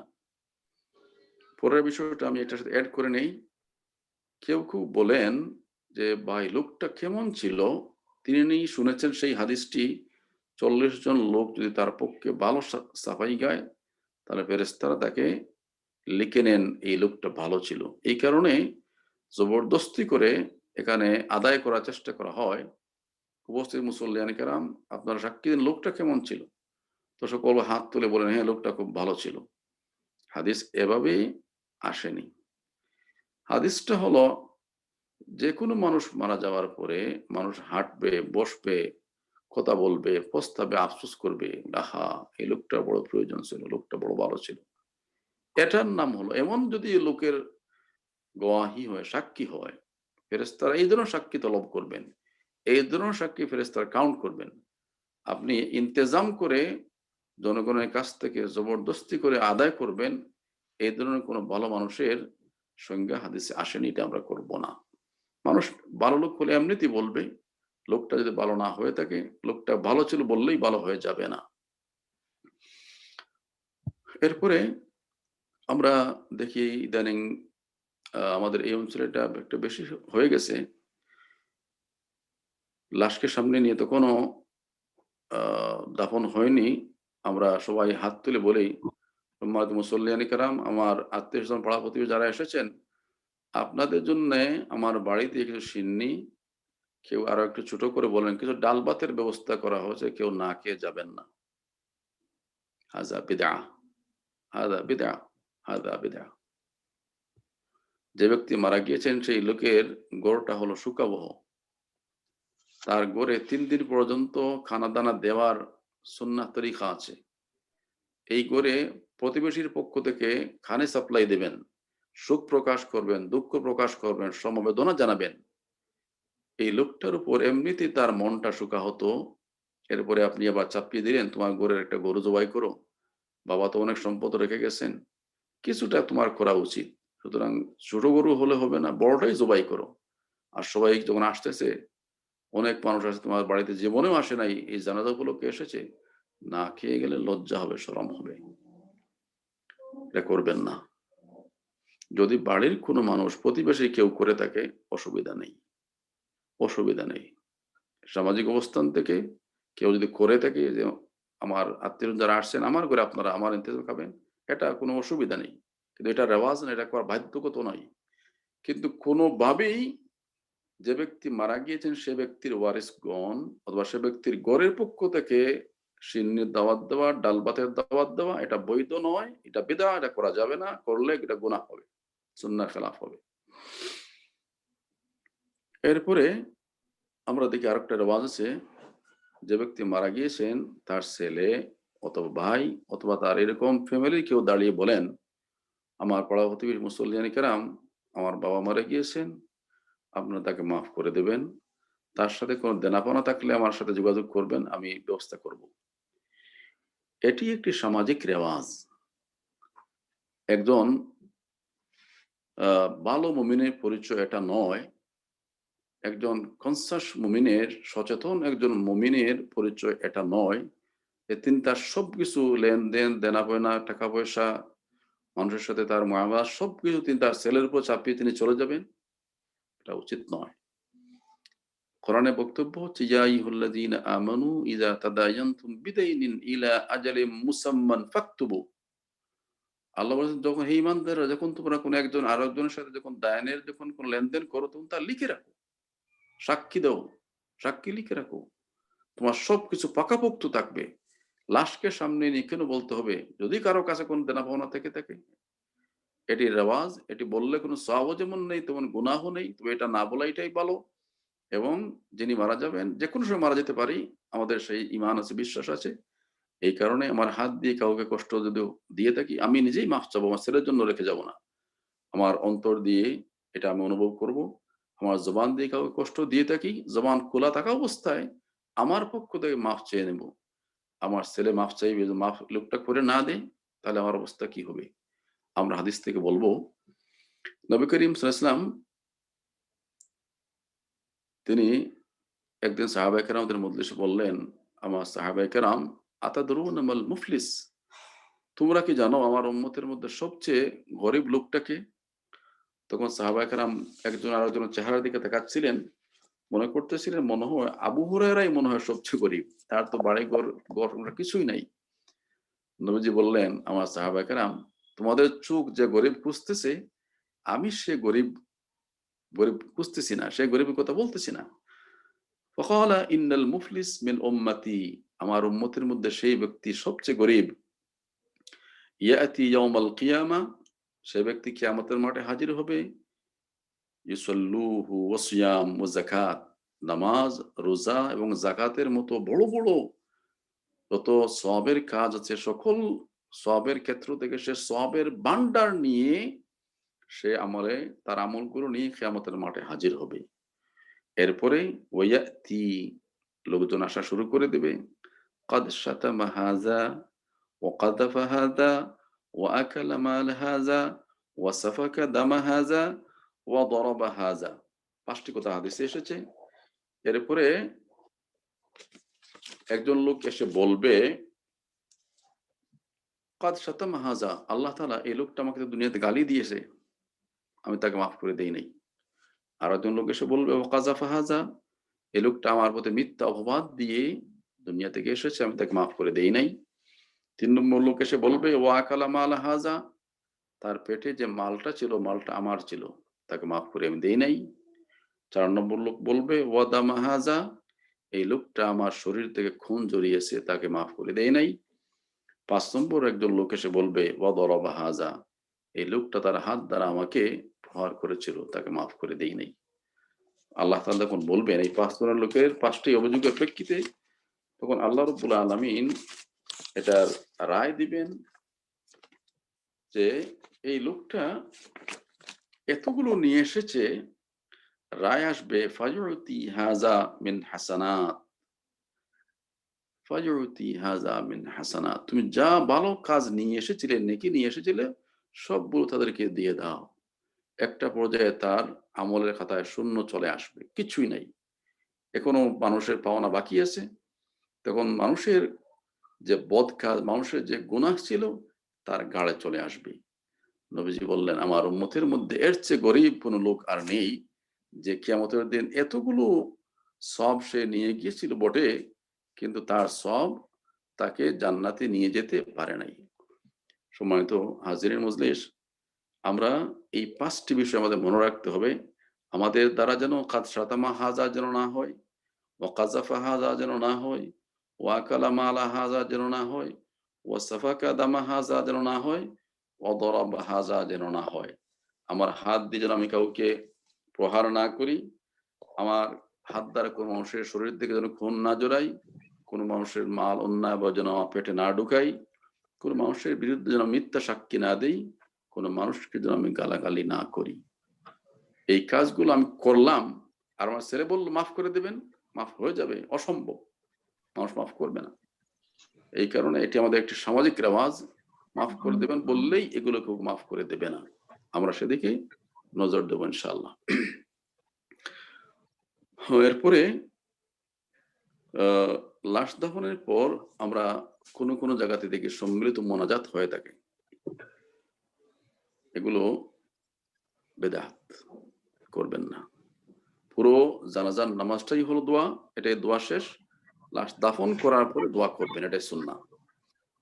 এরপরে আমরা আরেকটা জিনিস দেখি, এই ব্যক্তিকে লাশ দাফনের পরে খুব দ্রুত আমরা সবাই চলে আসি, সবাই ব্যস্ত, বাড়িতে মেহমান খাওয়াবেন। অথচ হাদিসে এসেছে, নবীজি বলেছেন, তোমার ভাই যিনি মারা গিয়েছেন, তাকে কারণ নবী সাল্লাল্লাহু আলাইহি ওয়াসাল্লাম ইযা ফারাগা মিন দুফিনাল মাইয়িত, যখন কোন মানুষকে দাফন কার্য সম্পাদন করে, ওয়াকাফা আলাইহি, তোমরা সেখানে বসো কিছু সময় অবস্থান করো। ফাকালা ইস্তাগফিরু লিআখিকুম, তোমার ভাইয়ের জন্য ইস্তিগফার করো। ওয়াসালু লাহু বিতাসবিত, আল্লাহ যেন তাকে ইস্তেকামত রাখেন। তাকে প্রশ্ন করা হবে, প্রশ্নগুলোর জন্য সে যেন যথার্থ জবাব দিতে পারে। ওয়া ইন্নাহুল আনা ইউসআলু, তোমার ভাইকে এখন প্রশ্ন করা হবে। আমরা সেখানে করব না যে ও মাই অথবা বাবা, ফেরেশতারা বলতেছে মার রব্বুক, তুমি বলে ফেলো রব্বি আল্লাহ, না এটা বলবো না। এটা বললে কোনো কাজ হবে না। শুধু তার জন্য মাগফিরাতের দোয়া করবেন, ইস্তাগফিরু লিআখিকুম, আল্লাহ তোমার বান্দাকে, তোমার বান্দিকে, এই মুহূর্তে সে আমার মাও না, আমার বাবাও না, কেউ না, ডাকলে যে শুনতেছে না, আল্লাহ তোমার হাওয়ালা করেছি, তুমি তাকে মাফ করো। ওয়াস্তাগফিরু লিআখিকুম, মাফ করো। কবরের পার থেকে খুব দ্রুত আমরা আসবো না, একটু সময় সেখানে বসবো। টাকা পয়সা দিয়ে মানুষ বসাবো না, আমি নিজেই বসবো। আমি আমার ছেলেকে যদি, আমার ওয়ারিসকে যদি রব্বির হামহুমা কামা রব্বায়ানি সগীরা, এই লাইনটা মুখস্থ করতে না পারি, আমি কিসের অভিভাবক? কি শিখাইলাম? দুনিয়ার সবকিছু শিখাইলাম, আর আমার জন্য মাগফিরাতের দোয়াটা শিখাতে পারলাম না, এটা আফসোস। আমার ওয়ারিস থেকে তা শিখানোর চেষ্টা করব। এরপরে অঞ্চল ভেদে কোনো জায়গায় জানাজা পরবর্তী দাফনের পূর্বে যে সম্মিলিত আমি বলেছি আমরা করবো না, দাফনের পরে আমরা মোনাজাত করবো, এটা উসুল আছে, সুন্নাহ আছে, আমরা করবো। এরপরে আমার 14 নম্বর হলো 7 দিন, 21 দিন, 40 দিনের যে কুলখানি সিন্নি, এটা তো বলার অপেক্ষা রাখে না। এগুলো সব বিদআত, এগুলো হিন্দু সংস্কৃতি থেকে, হিন্দু ধর্ম থেকে আমরা এগুলো শিখেছি। এগুলো করবেন না, কবরে কিছু যাবে না। এই সিন্নিগুলো, এগুলা বিদআত, এগুলো করবেন না। সাদকা করবেন, কি করবে আমরা পরবর্তী বলতেছি, এগুলো করবেন না। দিন তারিখ বা সন গণনা করে মানুষদেরকে খাওয়ানো, তাকে এই উদ্দেশ্যে যে আমার মা খবরের সব পৌঁছবে, এটা করবেন না। এরপর দেখেন কত বড় শিরকি একটা কথা আমরা বলি। বিশাল সিন্নির ইন্তজাম করলাম, এরপরে গিয়ে বললাম আমার মার নামের সিন্নি, আমার মায়ের সিন্নি, আমার বাবার সিন্নি, তমুকের সিন্নি, এরকম বলি।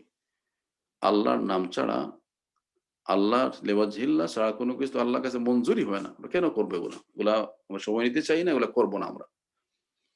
এরপরে সিন্নিতে অংশগ্রহণের জন্য মৃত ব্যক্তিদের নিকটজনের নিকট থেকে তৌফিক অনুযায়ী টাকা পয়সা আমরা দিই। দাফন কাফনের পরে পেট পরে বাদটা চাইলাম, এরপর আমি বললাম আমি তো আগামী সিন্নিতে আসতে পারবো কিনা জানি না, এই 5,000 টাকা তোমার সিন্নিতে লাগাবা। এই 5,000 টাকা আপনি সিন্নিতে লাগাবার জন্য দিলেন, এই 5,000 টাকা আপনার জন্য কাল হবে, যাকে দিলেন তার জন্য কাল হবে। এটা করবেন না। না করার কারণে যে সামাজিক আপনি হেয় হয়ে যান, না করার কারণে আপনার মেয়ে যদি সেখানে তার মুখটা পড়ে যাক, এই টাকা পয়সা না দেওয়ার কারণে কেউ যদি আপনাকে সামাজিক ভাবে আপনাকে অপদস্থ করে করুক, কিন্তু সেখানে একটি টাকাও আপনারা দিবেন না। কোনো জায়গায় এরকম আমরা খবর পেয়েছি যে এই লোকটা সিন্নি করা তার কোনো অভিপ্রায় ছিল না, কোনো তার ইচ্ছা ছিল না। খামাকা লোকজন তার হাতে টাকা দিতে 50-60 হাজার টাকা হয়ে গেছে। এখন সে লজ্জার মধ্যে পড়ে গেছে যে এখন এই টাকাগুলো আমি যদি হজম করে ফেলি, সিন্নি না করি, লোকজন বলবে লোকটা কত খারাপ, আমি তাকে সিন্নির টাকা দিলাম, এই সিন্নির টাকাটা সে মেরে খেয়েছে। বাধ্য হয়ে সে এই অন্যায় কাজ করে, গুনাহের কাজ করে। এই কাজে আমরা কাউকে যেমন বাধ্য করবো না, তেমন অংশগ্রহণ করবো না। এরপর আমরা বলেছি মৃত ব্যক্তির জন্য আমরা মৃত্যু বার্ষিক পালন করি, এগুলা করবেন না, এগুলার কোনো উসুল নাই। যে কোনো সময় তার জন্য দোয়া করবেন, দোয়ার জন্য কোনো বার্ষিকী পালন, নির্দিষ্ট কোনো ডেট করা কোনো প্রয়োজন নাই। এরপরে মৃত ব্যক্তিকে স্মরণীয় বরণীয় করে রাখার জন্য বিভিন্ন কর্মসূচি পালন করি। বাংলাদেশে বর্তমানে যে একটি অবস্থা বিরাজ করতেছে, ওলামায়ে কেরাম ভার্সাস, এই বিষয়টাই যে একজন লোক মারা গেছেন, তাকে আমরা কিরকম স্মরণীয় করে রাখতে পারি। সুন্নাত তরিকার বাইরে স্মরণীয় বরণীয় করে রাখার কোনো সুযোগ নাই, আমরা করব না। এরপরে আমাদের বিবেচনায় মৃত ব্যক্তি যদি নেককার হয়ে থাকে, তার খবরকে কোনো জায়গাতে মাজার বানানো হয়, হাজা বিদআ, এগুলা করা যাবে না, আমরা করব না। বছরের নির্দিষ্ট দিনে, জুমার দিন, ঈদের দিন, শবে বরাতের দিন আনুষ্ঠানিক জিয়ারতের ব্যবস্থা করা, এগুলা কোনো উসুল নাই, এগুলা করা যাবে না। যে কোনো সময় কবর জিয়ারত করবেন। নবীজি প্রথমে নিষেধ করেছিলেন কবর জিয়ারতে, পরবর্তী পর্যায়ে তিনি এটাকে আদেশ করেছেন এবং এটাকে অনুমতি দিয়েছেন, যাতে সেখানে গেলে মানুষের মন নরম হয়, তার মৃত্যুর কথা তাকে স্মরণ হয়। এই কারণে এটাকে অনুমতি দেওয়া হচ্ছে, কিন্তু এটার জন্য নির্দিষ্ট কোনো বার, কোনো অকেশন, নির্দিষ্ট কোনো দিন ধার্য করা কোনো প্রয়োজন নেই। 40 দিন পর্যন্ত কবর জিয়ারতের জন্য টাকার বিনিময়ে লোক নিয়োগ করা। কোনো কোনো জায়গাতে আমরা দেখেছি তার মাকে সে জান্নাতে পৌঁছাতে চায়, এই কারণে অমুক মসজিদের ইমাম সাহেব, তমুক মসজিদের খাদিম সাহেব, তমুক মসজিদের অমুক হুজুরকে এরকম টাকা পয়সা দিয়ে আপনার 40 দিন পর্যন্ত আমার মায়ের কবরে আপনি জিয়ারত করবেন। এগুলা কোনো উসুল না, এগুলা বেদায়া করা যাবে না। একটি মৌলিক বিষয় হলো মাইয়িতের পক্ষ থেকে বদলি হজ, নামাজ, রোজা ইত্যাদি যদি অনাদায় করে থাকেন তাহলে কাফারা আদায়ের ব্যবস্থা। হজের বেলায় বলা হয়েছে ইনশা ইয়াহুদিয়ান ওয়া ইনশা নাসরানিয়া, লোকটার উপর যদি হজ ফরজ হয়ে থাকে, তার সক্ষমতা ছিল, তার তৌফিক ছিল, তার সবকিছু কিন্তু হজ করে নাই, নবীজি বলেছেন এখন সে ইহুদি অবস্থায় মারা যাক অথবা নাসারা অবস্থায় মারা যাক, আমার কিছু আসে যায় না। এই কারণে যখনই আল্লাহ হজ ফরজ করবেন দেরি করা যাবে না, হজ করে নেবেন। যদি সেই সুযোগ না হয় এমন অবস্থায় মারা যান, তা তার পক্ষে বদলে হজ করানোর সুযোগ ইসলামে দিয়েছে, এটা করানো যায়। রোজার ফিদিয়া আদায় করার বিধান, এটা ফিদিয়া আদায় করবেন, কিন্তু নামাজের কোনো কাফফারা নেই। সাদকা করবেন। কোনো কোনো জায়গাতে আমরা দেখি এই রেওয়াজটা আছে, একদম ক্যালকুলেটর নিয়ে আপনার বাবার 50 নামাজ কজা হয়েছে, 50 ইন্টু এত টাকা ইন্টু এত টাকা, সুতরাং এত টাকা হলেই তার নামাজের এটা কাফারা হয়, তিনি মাফ পেয়ে যাবেন, তাকে জান্নাতে নিয়ে যাওয়া হবে। এরকম করা হয়ে থাকে, এগুলা ইসলাম না, এগুলা বেদাত, এগুলা পেট পূজারী যারা, এদের একটি ধান্দা, এগুলা ইসলাম এলাও করে না। আপনি যেটা করবেন, হজ ফরজ হয়ে থাকলে করতে না পারলে তার বদলি হজ করাবেন, আর রোজার জন্য ফিদিয়া দেবেন, নামাজ ছুটে গিয়েছে এজন্য সাদাকা করবেন আনলিমিট, এবং তার জন্য দোয়া করবেন। এরপরে আমরা 23 নম্বর বলেছি নেককার লোকদের মাজার জিয়ারতের জন্য এক স্থান থেকে আরেক স্থানে যাওয়া, তা বেদাত, আমরা এগুলো করবো না, করিও না। কেউ কেউ এক দেশ থেকে অন্য দেশেও চলে যান মাজার জিয়ারতের জন্য, আজমির শরীফ, বাগদাদ শরীফ যান, সেখান থেকে আসার পরে তাকে একটু আলাদা একটা আধ্যাত্মিক তিনি একটা ভাব নিয়ে আসেন, এগুলা সব বেদা, এগুলা করা যাবে না। 24 নম্বর কবরে নজর, মানত, হাদিয়া, তোহফা বিরানোর ব্যবস্থা, এগুলো আমরা করি না, এগুলা করবো না, মানুষকে আমরা বারণ করবো, নিষেধ করবো।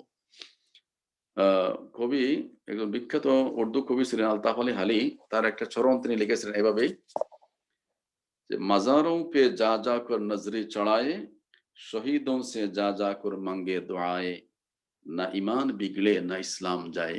মুসলমানদের একটা চিত্র তিনি বলেছেন, তোমরা কি ধরনের মুসলমান, তোমার মাজারে মাজারে যাও, সেখানে গিয়ে নজর নিয়ামত এগুলো বিলাও, বড় বড় শহীদদের কবরে গিয়ে সেখানে তোমরা দোয়া মাঙ্গো, এরপরেও তোমাদের ইসলামও নষ্ট হয় না, ইমানও যায় না। তিনি আফসোস করে বলেছেন তোমরা কি ধরনের মুসলমান, এগুলা করা যাবে না, আমরা করবো না ইনশাআল্লাহ। কোনো কোনো জায়গাতে আমরা গিয়ে দেখি মানুষ কেউ কেউ চাঁদা আদায় করে, ভাই আমি আজমির যাবো, আমাকে একটু সাহায্য করেন, পথ খরচের জন্য টাকা সাহায্য করেন, এই সমস্ত ক্ষেত্রে 1 টাকাও দেওয়া যাবে না। 25 নম্বর হলো তার বিভিন্ন ওসিয়ত পালন করি আমরা।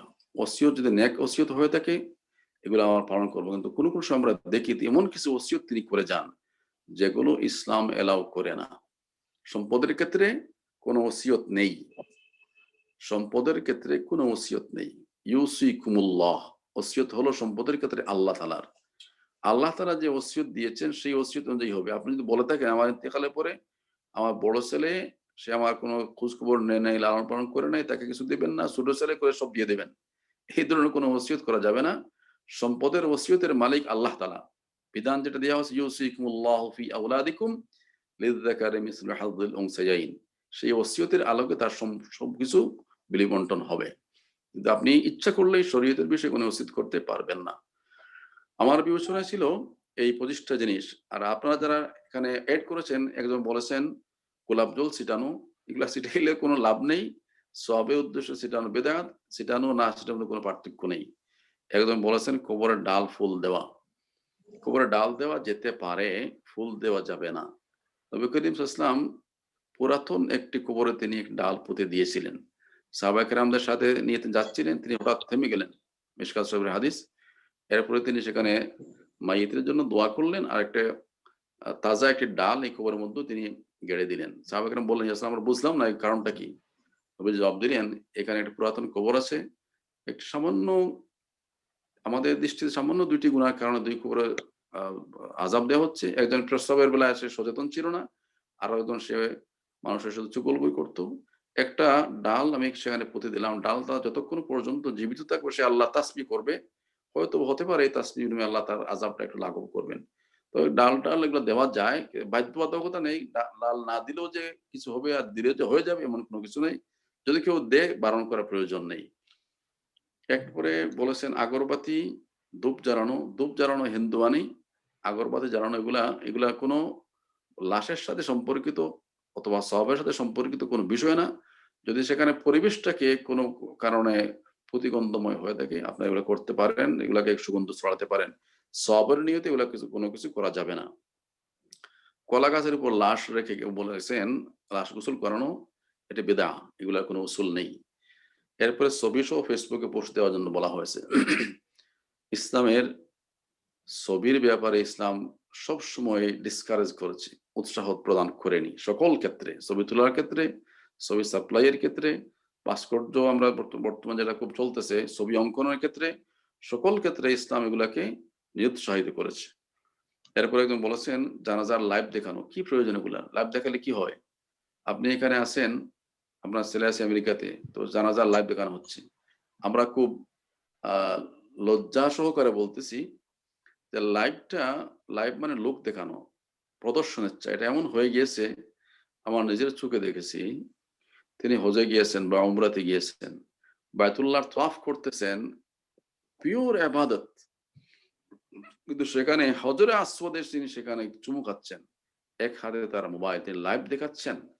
হ্যাঁ, এমন ভাবে তিনি বলতেছেন যে অনেক কষ্ট করে, সম্মানিত আমার দেশে ভিউয়ার্স আপনারা যারা দেখতেছেন, কি কষ্ট, কি ঘাম জড়াইতেছি আমি হজর আসওয়াদ ছোঁয়ার জন্য, এই একটু পরেই হজর আসওয়াদ আমি টাচ করে ফেলবো, আমার জন্য সবাই দোয়া করবেন। নাউজুবিল্লাহ মিন যালিক, নাউজুবিল্লাহ। এই লাইভটা আমাদের এমন হয়ে গিয়েছে যে সকল ক্ষেত্রে তো চললো, ওই দাফন জানাজা তো হয়, দাফনের সময় দেখি কেউ কেউ লাইভ দেখায়। এগুলা করবেন না, এগুলা শুরু করবেন না, কেউ করলে বাধা প্রদান করার প্রয়োজন নাই এগুলো। এরপরে কেউ বলেছেন বড়ই পাতা, আমি বললাম গায়েবানা জানাজা, একদম বলেছেন নবী করিম সাল্লাল্লাহু আলাইহি ওয়াসাল্লাম একটা গায়েবানা জানাজা তিনি পড়েছিলেন বাদশা নাজ্জাশী ইন্তেকালের পরে। এই কারণে গায়েবানা জানাজা এটা এলাও, শরীয়তে এলাও হয়। আর সর্বশেষ একদম বলেছিলেন 7 দিন পর্যন্ত আলো জ্বালানো, ধূপ জ্বালানো হাজা বিদআহ, এগুলা বিদআত এবং শিরক, এগুলা করা যাবে না, এগুলা করার কোনো উসুল আমাদের নেই। সম্মানিত হাজির মজলিস, আমাদের সময় আমরা 1 ঘন্টা সময় আমরা শেষ করে ফেলেছি। আলোচনা কিন্তু অনেক বাকি, এখন শুধু পয়েন্ট আমরা বললাম। এই পয়েন্টের আলোকে আলহামদুলিল্লাহ মৌলিক বিষয়গুলো চলে আসছে। এখন হলো বলে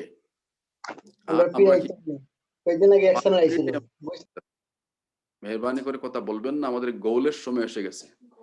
আমরা এতক্ষণ পর্যন্ত মাঠ সেই বলটাকে নিয়ে আমরা পুরোটা মাঠ ছুটাছুটি করেছি, এখন বলটাকে আমরা গোল পোস্টে ঢুকিয়ে দেবো। কথা বলবেন না প্লিজ। এক কথা, এখন এই যেগুলো বললাম এক্ষেত্রে ইসলামের নির্দেশনা কি আর আমরা কি করব। ইসলামের নির্দেশনা দুটি। প্রথমটা হলো কুল্লা বিদআতিন দালালা ওয়া কুল্লু দালালাতিন ফিন্নার। যা বললাম যেগুলো বিদআতের মধ্যে পড়ে এগুলো করব না। প্রত্যেক বিদআত হলো গোমরাহি, আর গোমরাহিটা জাহান্নামে নিয়ে যায়। এটাকে আমরা উদাহরণ এভাবে দিয়ে শেষ করি যে একই টাইমে ঢাকা থেকে 2টি ট্রেন ছেড়েছে কমলাপুর রেল স্টেশন থেকে। গন্তব্য ছিল সিলেটে আসবে।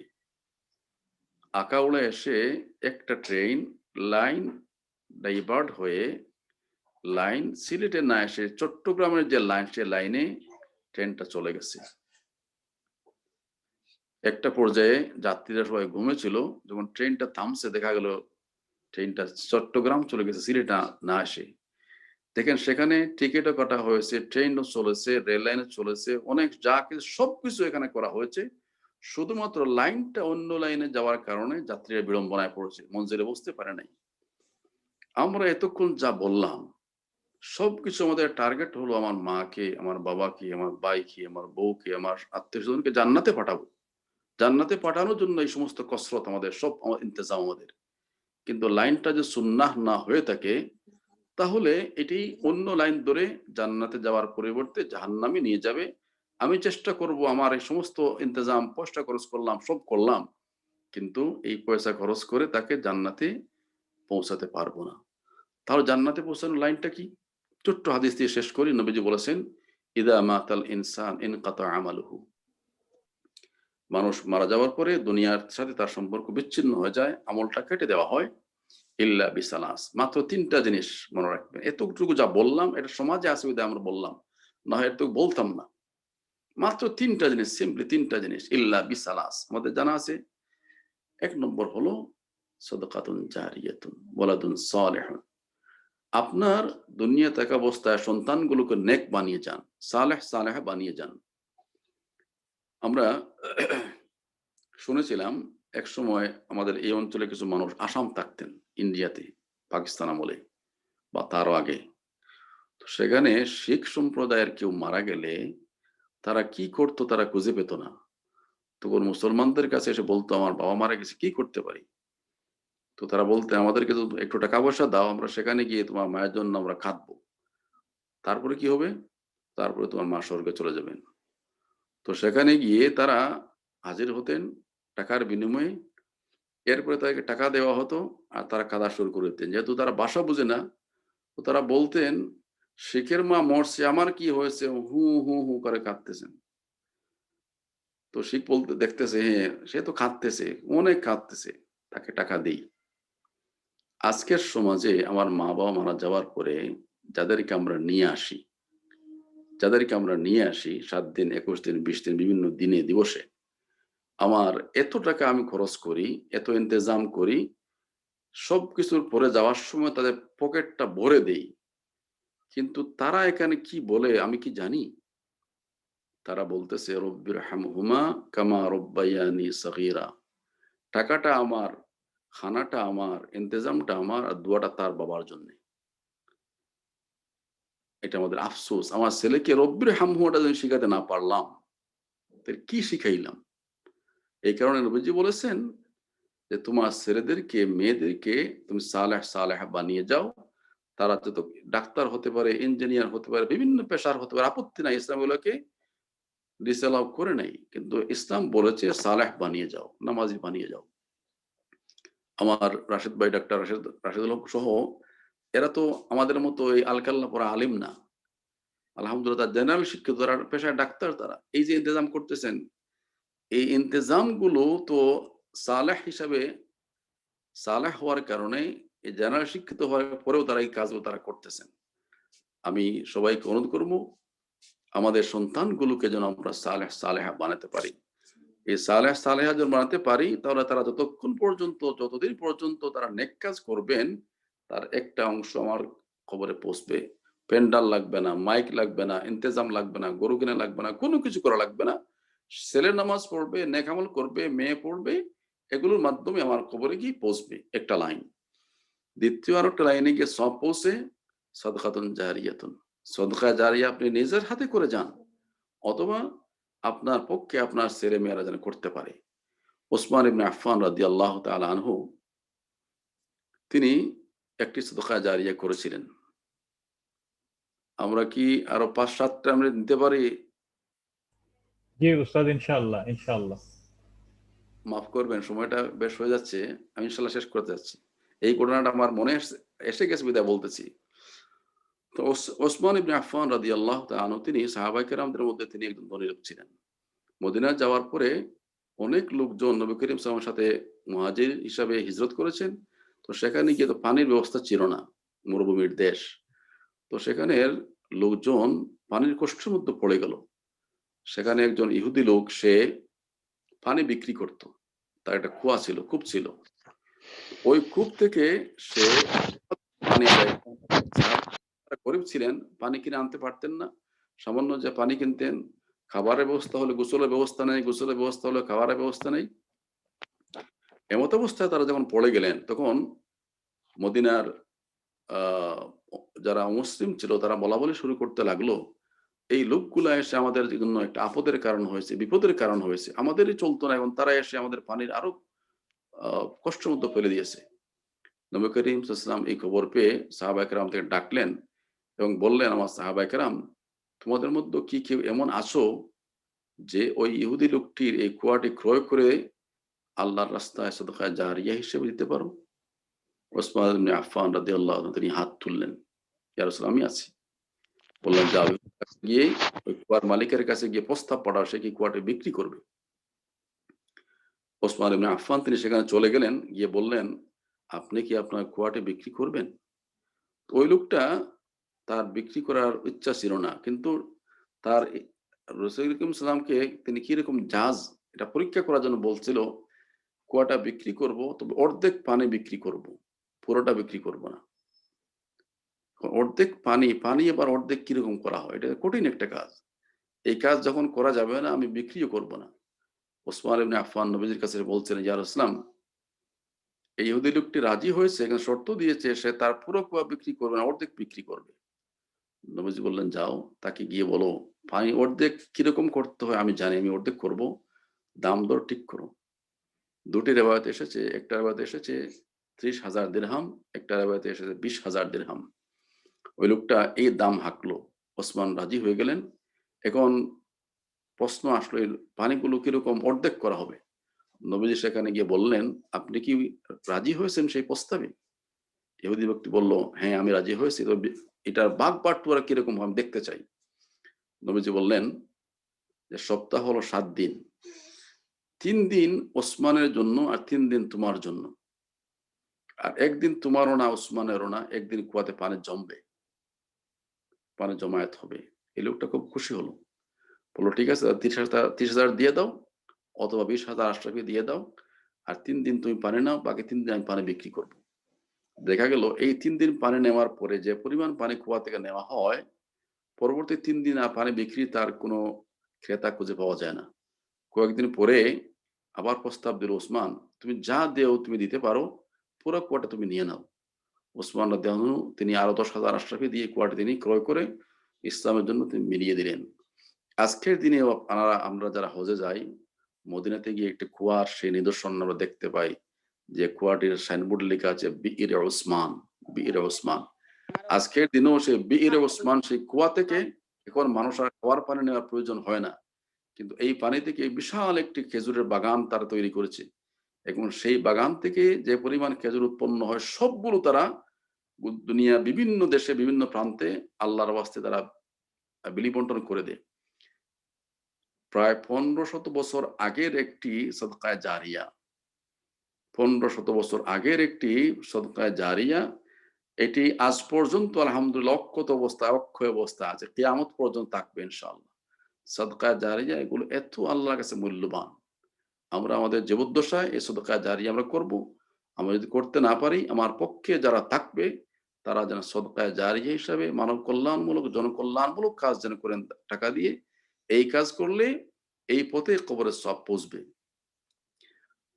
3 নম্বর হলো ইলমিন ইউনতাফাউ, এমন কিছু ইলম দুনিয়াতে বাকি রেখে যাও, কোরআনের ইলম, কিতাবের ইলম, হাদিসের ইলম। এই সমস্ত ইলম হাত বদল হবে, একজনের হাত থেকে আরেকজনের হাতে যাবে। যেমন আমি বা আমরা যারা কোরআন হাফিজ যারা, আমি কোরআন পেয়েছি আমার উস্তাদের কাছ থেকে, উস্তাদ পেয়েছেন তার উস্তাদের কাছ থেকে, এরকম করতে করতে দেখা যাবে সাহাবায়ে কেরাম পর্যন্ত, এরপরে নবী করিম সাল্লাল্লাহু আলাইহি ওয়াসাল্লাম পর্যন্ত, এরপরে জিবরিল আমিন, এরপরে আল্লাহ রাব্বুল আলামিন পর্যন্ত। এই যে ইলমের যে হাত বদল যেগুলো হচ্ছে, এই হাত বদলের দ্বারা অব্যাহত যারা রেখে যাবে, এই 3টি লাইনে কবরের সওয়াব পৌঁছবে। চতুর্থ কোনো লাইন নবীজি বলেননি। তাহলে ইসলামের নির্দেশনা হলো এই। আর আমরা কি করব? আমাদের শেষ কথাটা এক কথায়, আমরা এই 3 কাজ পরে কোনো কাজ করব না। এই পর্যন্ত আমরা যা বললাম, আবার আমরা একটু মনে করে দেই, ইনশাআল্লাহ ভবিষ্যতে যদি আমরা এটাকে আরো একটু সমৃদ্ধ করতে পারি, আরো কিছু আমরা চিন্তা ভাবনা করতেছি, ইনশাআল্লাহ এটা আমরা করব। আমরা গুরুত্ব বিবেচনা করে আমরা একটু সময় বেশি নিলে মাফ করবেন। আমি সংক্ষেপে এই যে আপনাদের সহযোগিতা সহ 36টি বিষয়, এই 36টি বিষয়ের মধ্যে যেগুলো বিদআগুলো আমরা উল্লেখ করেছি যেগুলো করব না, আর যেগুলো সুন্নাহ এগুলো আমরা বলেছি, এই 3টা কাজ আমরা করব। আল্লাহ রাব্বুল আলামিন আমাদেরকে আমাদের সকল কাজকে সুন্নাহর আলোকে কাজ করা তৌফিক দান করুন।